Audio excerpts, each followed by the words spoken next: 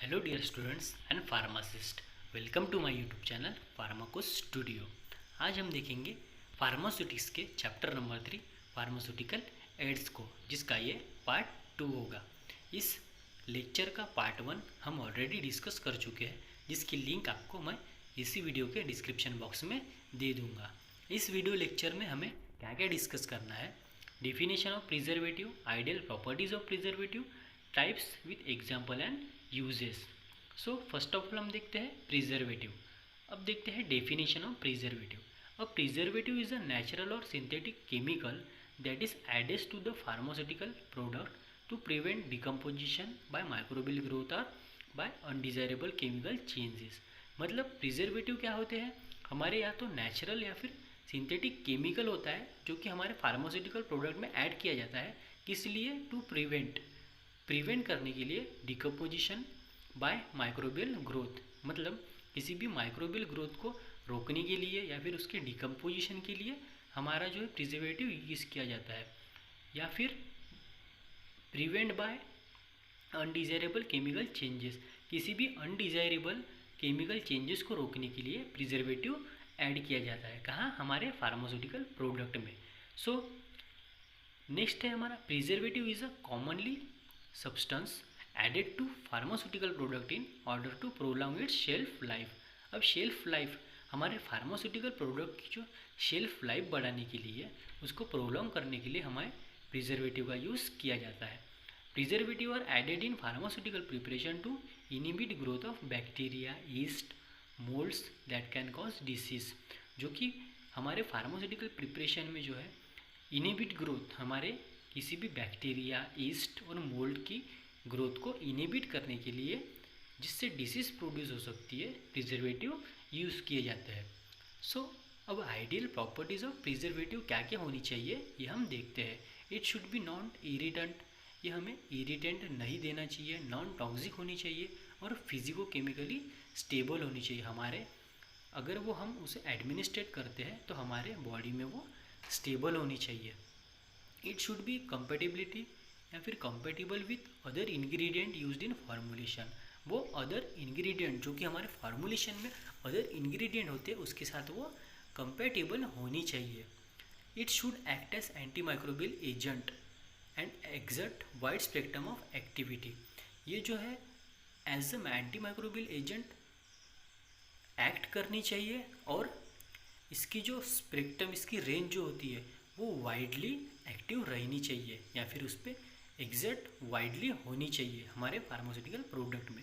It should be potent and act effectively in small concentration. मतलब अगर हम इसे थोड़ा सा भी यूज़ करते हैं तो इसने ज़्यादा से ज़्यादा इफेक्ट देना चाहिए। It should maintain activity throughout product manufacturing, shelf life and usages. मतलब इसने जो है हमारे प्रोडक्ट को जो है मैन्युफैक्चरिंग से लेके उसके शेल्फ लाइफ तक, उसके यूजेस तक जो है उसकी एक्टिविटी जो है वो मेंटेन रखनी चाहिए। नेक्स्ट है हमारे types of preservative based on mechanism of action. जो हमारे प्रिजर्वेटिव है इसको क्लासिफाइड किया है किसके ऊपर? On the basis of mechanism of action. So वो कौन से हैं? फर्स्ट है एंटीऑक्सीडेंट, नेक्स्ट है एंटी माइक्रोबियल एजेंट्स और लास्ट है चिलेटिंग एजेंट। सो इसे हम वन बाय वन डिस्कस करते हैं। Types of preservative with example and uses. First है हमारा based on mechanism of action. इसके एक्शन ऑफ मैकेनिज्म के बेस पे इसे क्लासीफाई किया गया है। वो कौन सा है? एंटीऑक्सीडेंट। सो अब एंटीऑक्सीडेंट क्या होते हैं? The agents that prevent oxidation of drugs which otherwise undergo degradation due to oxidation as they are sensitive to oxygen. मतलब ये क्या करता है? प्रिवेंट ऑक्सीडेशन ऑफ ड्रग, हमारे ड्रग को जो है ऑक्सीडेशन से रोकता है ताकि क्या हो सके? Degradation due to oxidation. मतलब हमारे जो प्रोडक्ट का डिग्रेडेशन होता है जो कि ऑक्सीजन से होता है उसे रोक सके। Example vitamin E, vitamin C, butylated hydroxyanisole, butylated hydroxytoluene, ये उसके होगा एग्जाम्पल किसके? एंटीऑक्सीडेंट के। नेक्स्ट है हमारा anti microbial agent. These are agents that act against gram positive and gram negative microorganism responsible for causing degradation of pharmaceutical preparation। मतलब ये act करते हैं किसके ऊपर, बैक्टीरिया, जो कि क्या होते हैं हमारे ग्राम पॉजिटिव और ग्राम निगेटिव माइक्रो ऑर्गेनिज्म के ऊपर एक्ट करते हैं, जिससे क्या होता है जो हमारे फार्मास्यूटिकल प्रोडक्ट का डिग्रेडेशन जो है वो थम जाएगा, वो रुक जाएगा। एग्जाम्पल होते हैं इसके sodium benzoate, sorbates, methyl paraben और प्रोपाइल पैराबेन। नेक्स्ट है हमारा chelating agents. These are agents which form the complex with the pharmaceutical ingredient and prevent degradation of pharmaceutical formulation. मतलब ये चिलेटिंग एजेंट क्या होते हैं, एक कॉम्प्लेक्स फॉर्म कर देते हैं हमारे फार्मास्यूटिकल प्रिपरेशन के साथ या फिर फार्मास्यूटिकल इंग्रेडिएंट के साथ। सो उससे क्या होगा, डिग्रेडेशन जो है हमारा फार्मास्यूटिकल प्रिपरेशन का वो प्रिवेंट हो जाएगा, क्योंकि ये उसमें क्या एडेड किया गया है, प्रिजर्वेटिव, जो क्या है चिलेटिंग एजेंट, वो क्या है हो जाएगा, उससे डिग्रेडेशन नहीं हो पाएगा हमारे फार्मास्यूटिकल प्रोडक्ट का। एग्जाम्पल है इसका EDTA, disodium ethylene diamond tetraacetic acid, polyphosphate और सिट्रिक एसिड एक्सेट्रा। नेक्स्ट है हमारा classification based on source. So based on source कैसे कैसे क्लासीफाई किया गया है, आर्टिफिशियल प्रिजर्वेटिव और नेचुरल प्रिजर्वेटिव। सो हम वन बाय वन इसे डिस्कस करेंगे। बेस्ड ऑन सोर्स है हमारा नेचुरल प्रिजर्वेटिव। अब नेचुरल प्रिजर्वेटिव क्या होते हैं, ऑब्वियस बात है नेचुरल प्रिजर्वेटिव जो हमें नेचुरली मिलेंगे। These are substance obtain from natural source such as plant, mineral source and animal which act as antimicrobial agent. मतलब ये हमें कहाँ से मिलेंगे, प्लांट, मिनरल और एनिमल सोर्स से, और ये कैसे एक्ट करेंगे, antimicrobial, as a antimicrobial agent, जो कि प्रिवेंट करेंगे inhibit growth of microbes. Next इसके एग्जाम्पल क्या है, neem oil, sodium chloride, lemon, honey etcetera. ये क्या हुए हमारे नेचुरल प्रिजर्वेटिव। नेक्स्ट है हमारा आर्टिफिशियल प्रिजर्वेटिव।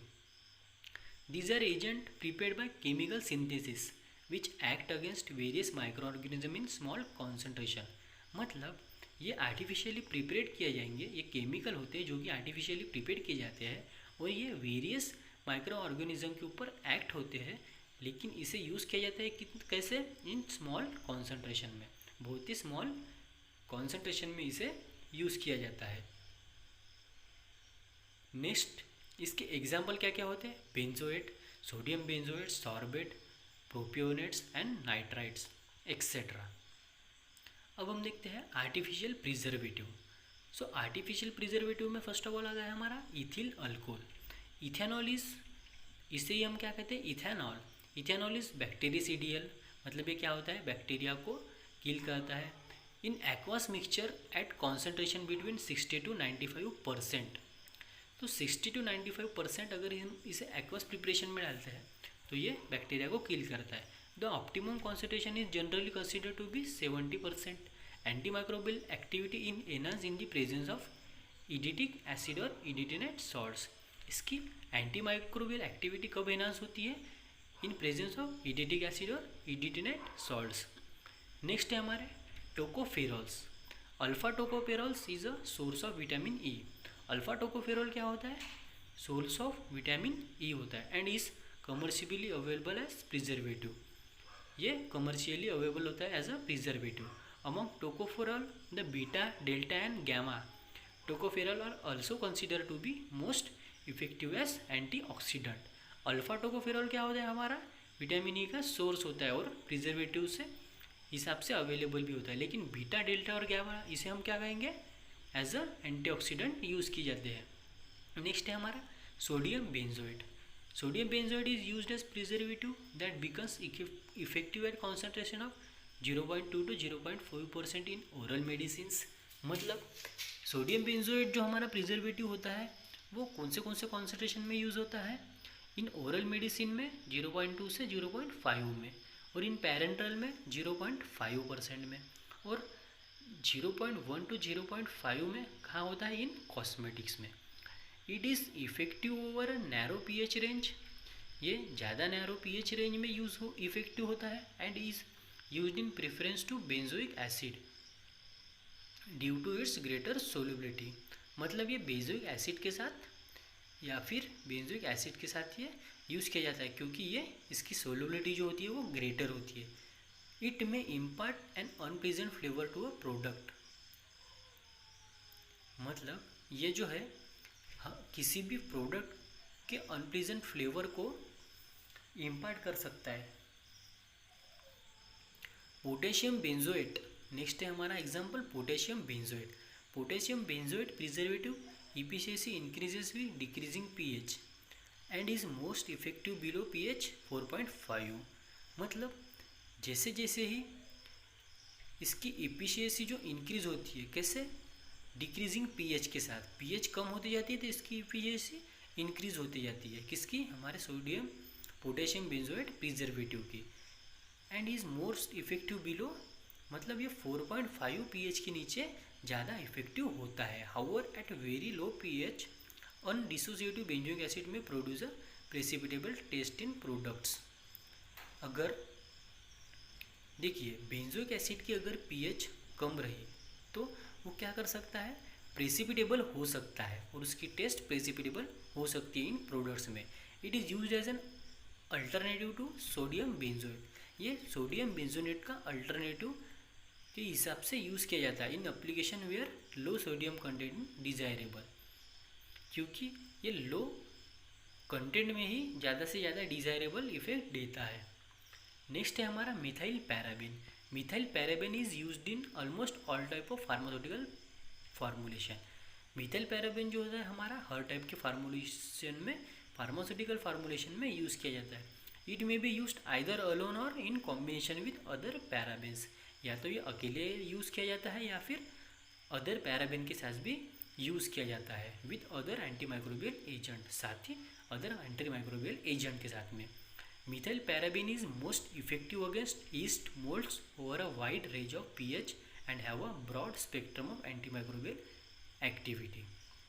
मिथाइल पैराबेन जो होता है ईस्ट मोल्ड्स और ओवर ज़्यादा से ज़्यादा पीएच में भी इसे यूज़ किया जाता है और इस साथ ही साथ ब्रॉड स्पेक्ट्रम, ज़्यादा से ज़्यादा एंटी माइक्रोबियल एक्टिविटी के साथ भी इसे यूज़ किया जाता है। Sodium salt of paraben is most frequently used in formulation. Sodium salt of paraben जो होता है वो ज़्यादा से ज़्यादा तौर पे फ्रीक्वेंटली फॉर्मुलेशन में यूज़ किया जाता है। नेक्स्ट है हमारा propyl paraben. Propyl paraben is benzoic ester of 4 hydroxy benzoic acid. Propyl paraben जो होता है वो क्या होता है, हमारा propyl ester. It is typically used in many water based cosmetics such as creams, lotion, shampoos and bath products. Propyl paraben जो होता है हमारे कहाँ कहाँ यूज़ होता है एज ए प्रिजर्वेटिव, क्रीम्स में, लोशंस में, शैम्पूज में और बाथ प्रोडक्ट्स में। It can also be used as food additive. ये फूड एडिटिव या फिर फूड प्रिजर्वेटिव भी यूज़ किया जाता है। एडिटिव मतलब नथिंग बट इसे प्रिजर्वेटिव ही कहते हैं। It act as anti fungal agent and anti microbial agent. ये एंटी फंगल और एंटी माइक्रोबियल एजेंट भी एज अ प्रिजर्वेटिव यूज़ किया जाता है।